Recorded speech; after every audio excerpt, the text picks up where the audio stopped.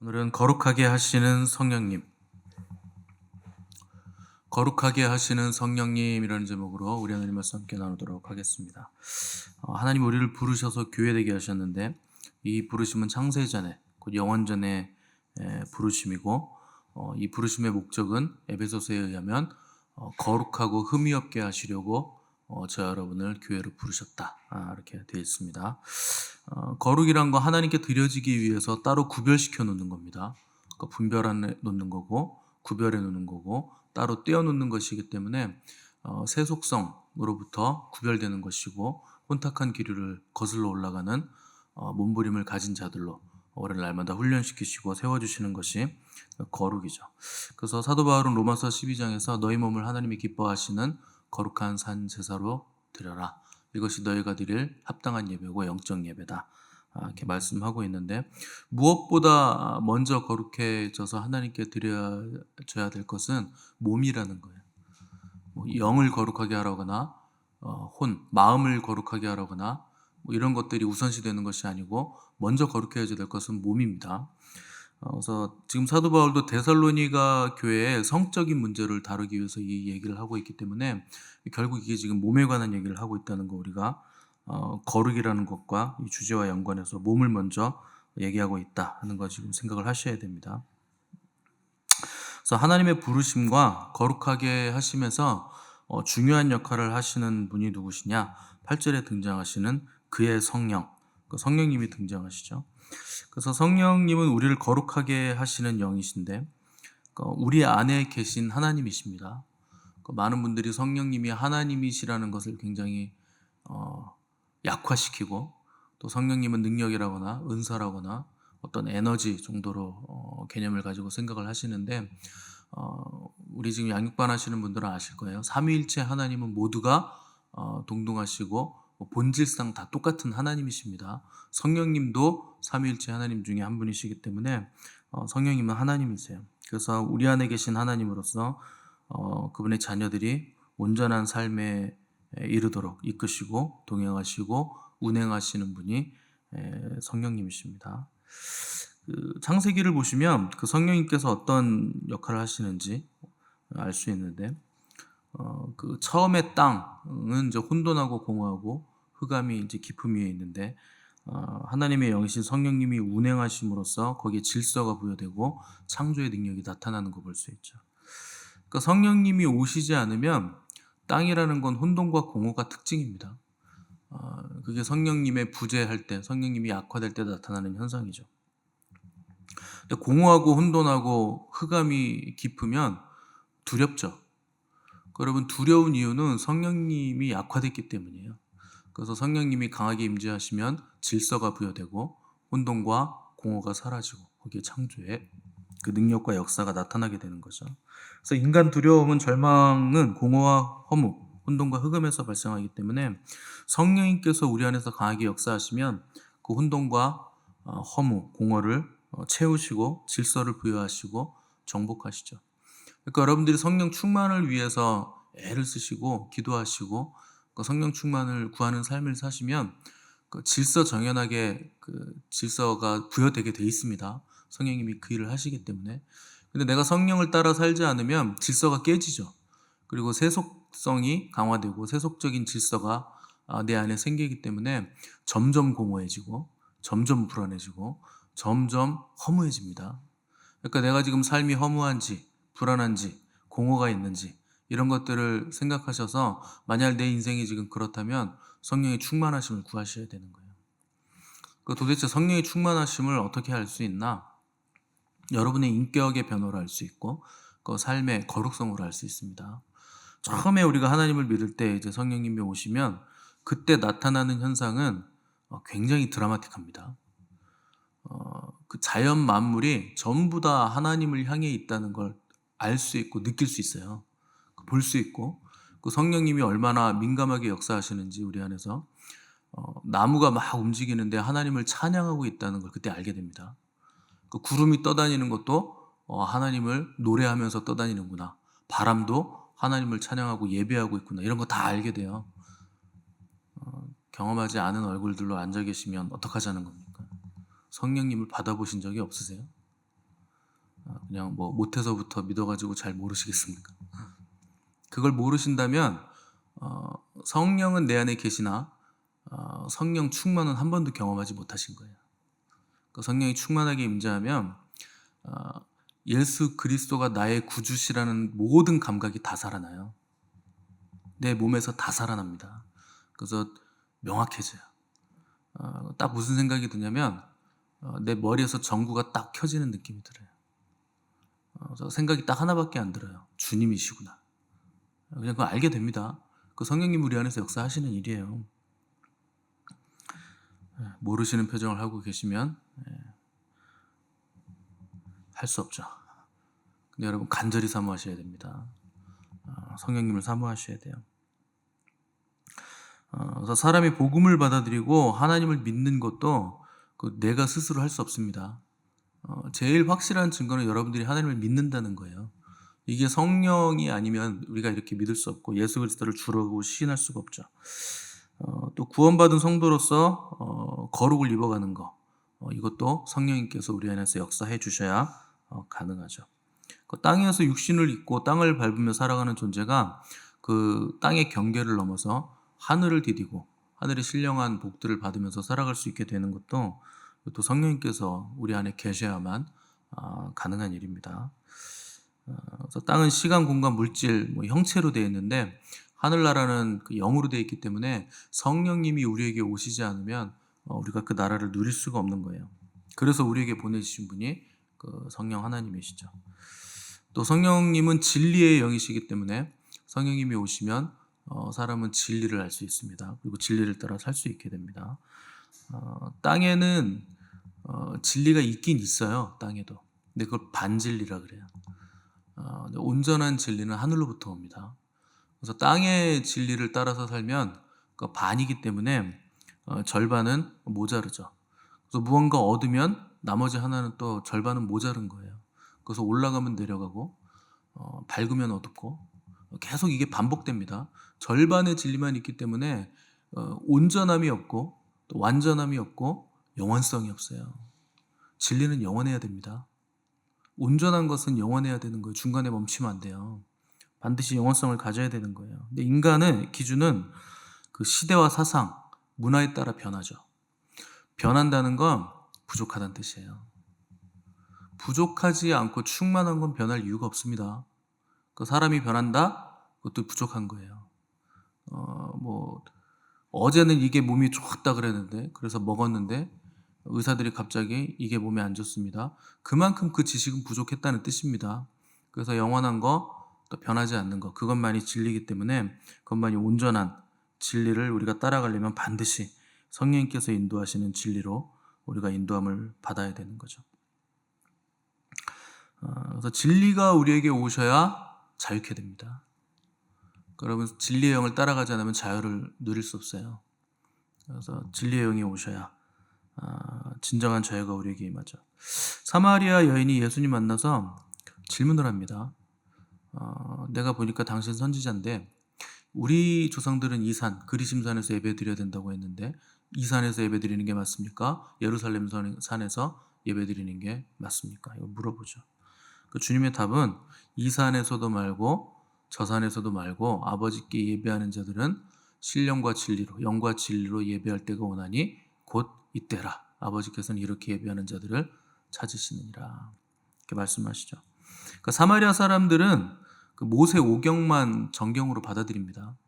그러니까 부족해요. 진리가 없어요. 부족합니다. 왜곡된 진리예요. 그래서 열정은 있으나 진리가 없죠. 근데 유대인들은 진리를 온전하게 받아들였습니다. 왜냐하면 구원은 유대인에서 나기 때문에 유대인들에겐 진리가 있어요. 그들은 진리를 맡은 사람들이에요. 그런데 그들은 그 진리를 맡아서 예배를 드릴 때 의식적이고 형식적인 예배를 드린 거예요. 양쪽 다 부족한 예배라는 뜻입니다. 이 산에서도 말고 저 산에서도 말고라는 건 양쪽 다 하나님이 받으시기에는 합당하지 않은 예배다. 무엇이 필요하냐? 영과 진리 모두가 필요하다. 그래서 우리에게 오신 분이 성령님이세요. 그 성령님을 따라서 우리가 예배 드릴 때 성령님은 진리의 영이시기 때문에 항상 말씀하고 같이 일하십니다. 그 말씀의 기록자가 성령님이시기 때문에 당연한 거예요.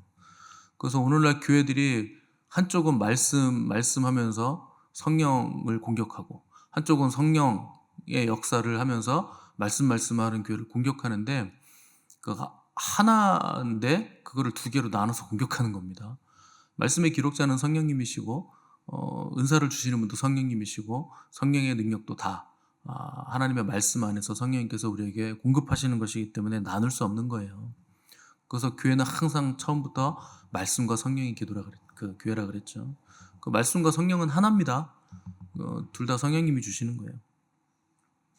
근데 둘 중에 하나만 있으면 결핍이 있는 거예요. 그래서 이 산에서도 말고 저 산에서도 말고 영과 진리로 예배해야 된다는 거예요. 그래서 주님 제자들에게 진리의 영이신 성령님이 오시면 그가 너희를 자의로 인도하지 않고 내 것을 가지고 너희에게 알리겠습니다. 이렇게 말씀하시죠. 성령님은 진리의 영이시고 지혜의 영이시고 또한 그리스도의 영이라고도 하는데, 그리스도의 것을 가지고 우리에게 알려주시기 때문에 또한 그리스도의 영이라고도 하는 겁니다. 근데 성령님이 자의로 인도하지 않고 스스로 말하지 않고 들은 것을 말하신다. 그리고 내 것을 가지고 너희를 인도한다 하는 것은 그 성령님이 자기 부인의 영이시라는 뜻이에요. 겸손하시고 자기 부인하시고 자의로 말하시지 않는다. 이게 삼위일체의 신비죠. 삼위일체 하나님은 모두가 하나님이신데 서로가 사랑하기 때문에 서로가 양보하고 서로가 서로를 향하고 서로가 서로를 갈망하며 서로가 서로를 채워줌으로 서로가 서로를 채우기 때문에 충만을 이루시는 거예요. 스스로 충만하기도 하지만 그 충만성을 서로에게 향하고 서로에게 주기 때문에 충만한 겁니다. 그래서 그걸 사랑이라고 부르기도 하고, 그 사랑 안에서, 완전한 사랑 안에서 나오는 그 하나님의 성질을 우리가 거룩성이라 그러는 거예요. 그러니까 거룩과 사랑은 굉장히 긴밀하게 연관이 되어 있습니다. 그래서 진리의 영이신 성령님은 스스로 말씀하지 않고 들은 것만 말씀하신다. 그래서 자기를 부인하신다는 거예요. 그래서 이 자기 부인의 영이신 진리의 영이신 성령님이 우리에게 오시면 우리도 또한 자기를 부인할 수 있게 해주시는 거예요. 그분이 자기 부인을 하시는 영이시기 때문에. 그래서 우리 주님도 누구든지 나를 따라오려거든 자기를 부인하고 자기 십자가를 지고 나를 따를 것이니라. 그래서 예수님을 믿는다고 하면서, 예수님을 따른다고 하면서 자기를 부인하지 않고 자기 십자가를 지지 않는 사람들은 전부 다 페이크 크리스찬입니다. 그거 가짜예요. 그리스도인이라면 반드시 자기를 부인해야 되고, 그리고 반드시 자기 십자가를 지어야 돼요. 근데 그 예수 그리스도를 믿는다고 하면서 자기 능력과 자기 지혜를 따라가고 자기 의를 강화시키면 이거는 첫 단추부터 잘못 끼우는 겁니다. 시작을 잘못한 거예요. 그래서 하나님과의 모든 교제 시작부터 말씀이든 기도든 예배든 전도든지 간에 우리가 첫 번째로 끼워야 할 첫 단추가 뭐냐? 그 자기 부인이에요. 그래서 자기 부인이란 건 결국 어디까지 가느냐? 자아의 죽음까지 가는 겁니다. 첫 단추는 자기를 부인하는 것부터 시작해서 자아의 죽음까지 나아가는 거예요. 그래서 자기를 거부하고 자아의 죽음으로 가는 거죠. 거룩이란 건 결국 죽음입니다. 그래서 그 재물이 거룩하다고 하나님께서 말씀하시잖아요. 그래서 하나님께 바쳐지는 소든 양이든 비둘기든 뭐든지 간에 다 거룩해요. 그 왜 거룩하냐? 하나님께 바쳐지기 때문인데, 하나님께 바쳐지는 건 반드시 죽입니다. 그게 거룩이에요. 하나님께 드려질 땐 죽음을 통과하면서 거룩해지는 거예요. 그래서 우리는 자기 부인을 계속 해야 되는데, 자기 부인을 위해서 우리에게 주신 구조가 교회입니다. 그러니까 교회에 오면 사람들은 뭐 즐거운 일이 많고 뭐 이렇게 상큼하고 재밌고 이런 걸 생각하는데, 교회는요 자기 부인을 위해서 주신 구조예요. 그래서 교회 오시면 권세자가 있습니다. 그 말씀 구조 안에 세워진 권세자가 있는 거예요. 마디 권세자가 있는 거예요. 그 권세자들이 뭘 하느냐? 하나님의 말씀을 가지고 교훈과 책망과 바르게 함과 의로 교육하자. 거기에 순종하지 않으면 그 자기 부인이 안 되는 거예요. 그래서 이제 교회 구조가 자기 부인을 위해서 우리에게 주신 아름다운 구조죠. 근데 마귀는 자꾸 이걸 치받게 만듭니다. 떠나게 만들고 치받게 만들고 권세자에 대해서 순종하지 않고 복종하지 않게 만들죠. 그래서 마귀는 그 구조를 떠난 거예요. 그 자기 위치와 자기 지위를 떠난 천사라 그러잖아요. 그러니까 구조를 떠나고 자기 지위를 떠나고 그 말씀 관계 안에 있었던 자기 위치를 떠난 거죠. 그래서 마귀는 사람에게 뭘 속삭이느냐? 자기처럼 되라는 거예요. 네가 할 수 있다. 네가 해라. 네 인생 네가 책임져라. 이걸 계속 속삭이는 거죠. 그래서 자기 위치를 떠나서 네가 한번 움직여봐라. 그러면서 우리가 손을 대게 만든 것이 선악과예요. 선과 악을 네가 구분해서 이건 좋은 사람, 이건 나쁜 사람. 네가 구분해봐라. 이렇게 자꾸 속삭이는 거죠. 그래서 우리는 나에게 스트레스 주고 내 마음에 안 들고 부담이 되고 이렇게 힘든 사람은 나쁜 사람.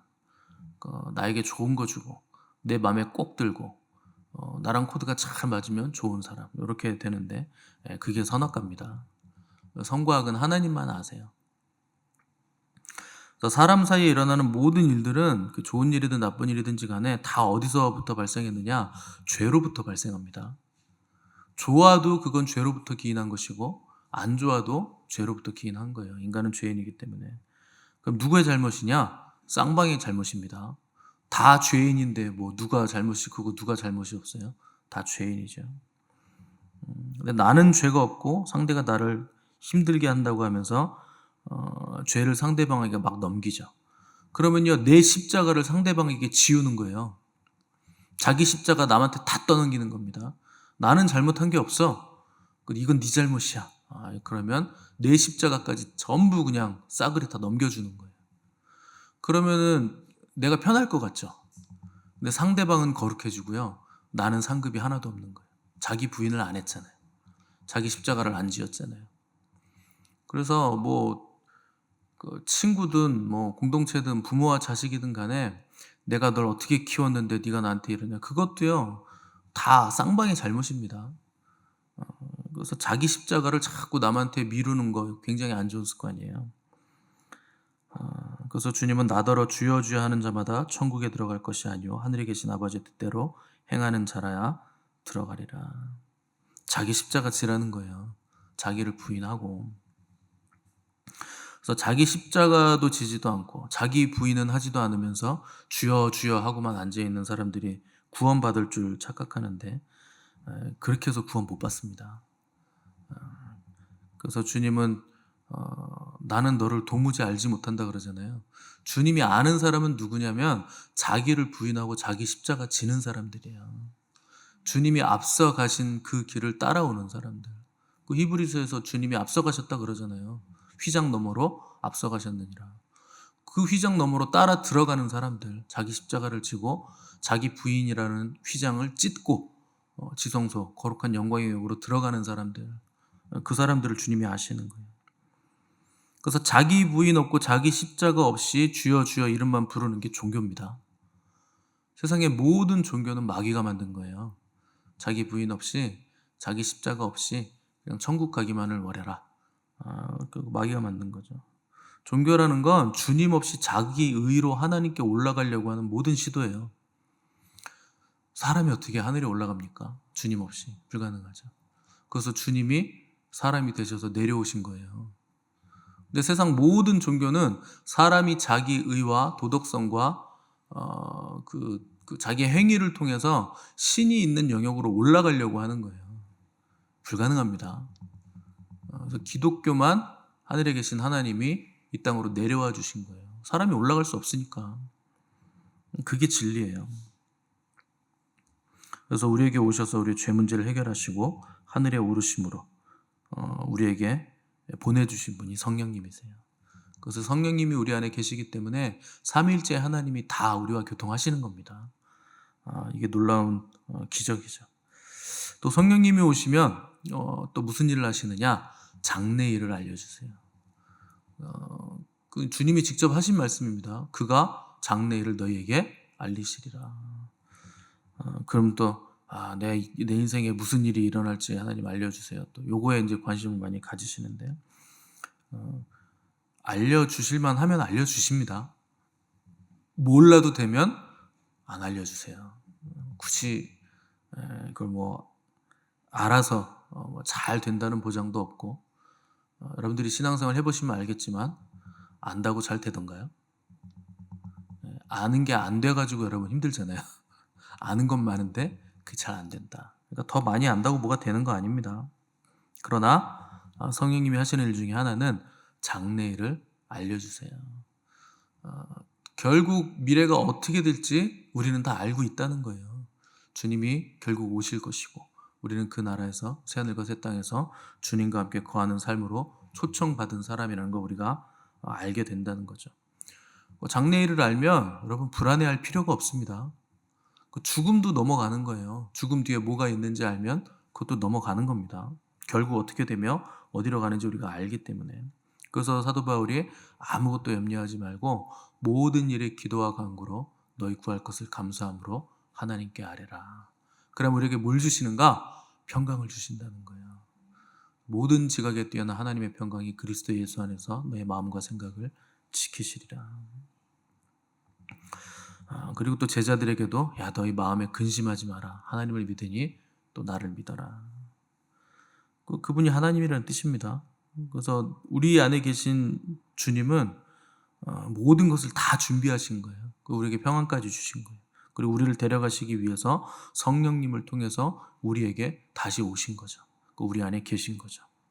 그래서 우리 안에 계시기 때문에 우리가 동행하시기 때문에 결국 우리를 이끌어 가시기 때문에 우리가 평안할 수 있는 거죠. 근심할 필요가 없는 거죠. 세상 사람들이 하는 말 중에 이런 말 있죠. 60세가 되면 배운 사람이나 안 배운 사람이 똑같다. 70세가 되면 돈이 있는 사람이나 없는 사람이나 똑같다. 80세가 되면 건강한 사람이나 건강하지 않은 사람이나 똑같다. 90세가 되면 집에 누워있는 사람이나 무덤에 누워있는 사람이나 똑같다. 90세가 되면 산송장입니까? 왜 무덤에 있는 사람이랑 똑같다 그럴까요? 우리는 아직 이 나이가 안 돼봐서 모르겠는데 여러분 이게 믿지 않는 사람들이 하는 말입니다. 똑같지 않아요 여러분. 그리스도인들에게는 시간이 지나면 점점 더 영광이 임합니다. 더 영화로워지는 거예요. 아름다워지는 거예요.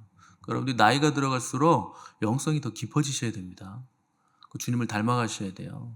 완고해지시면 안 되고 내 말만 하면 안 되고 넓어져야 되고 또 따뜻해져야 되고 또 들어줘야 되고 격려해줘야 되고 기다려줘야 되고 가만히 있을 수 있어야 돼요. 그 뒤에서 병풍처럼 서 있으면서 뭐 필요한 거 없니? 이렇게 물어보면서 지원해 줄 줄 알아야 되고 격려해 줄 줄 알아야 돼요. 우리는 그 나이를 통과해 봤으니까 격려해 줄 수 있는 거죠. 그래서 그리스도인들은 시공간을 벗어나는 거예요. 시간이 갈수록 시간을 벗어나고 오래 살았을수록 공간을 벗어나서 영원을 사는 겁니다. 그래서 독수리의 날개침 같은 그 생명력이 나이가 들수록 더 여러분들에게 축적돼야 되는 거예요. 땅에 묶이시면 안 되고 하늘로 날아오르시기 바랍니다. 많은 사람들이 성령으로 시작했다가 육체로 마칩니다. 불행한 일이고 불쌍한 일이고 어리석은 일이에요. 목회자들도 처음에는 성령 충만해가지고 목회 그렇게 열심히 하고 사람들 그렇게 많이 모이고 얼마나 많은 일을 했는지 몰라요. 근데 나이가 들면서 점점 열정이 사라지고 성령 충만이 사라져서 육체로 마칩니다. 그래서 복음이 아닌 걸 말하고 하나님께서 기뻐하시지 않는 일을 하는 거예요. 저 여러분은 성령으로 시작했다가 성령으로 마치는 복된 사람들 되시기 바랍니다. 갈수록 성령 충만해지셔야 돼요. 그래서 성령님이 우리에게 오신 것은 하나님이 오신 겁니다. 그래서 우리를 성전 삼으시고 친히 거하시는 하나님이 성령님이세요. 그래서 여러분 오늘도 성령 충만을 위해서 기도하시고 성령님께 물으시고 성령님과 동행하심으로 성령 충만한 오늘 하루를 살아가시는 복된 저 여러분들 되시기를 간절히 바랍니다. 기도하겠습니다.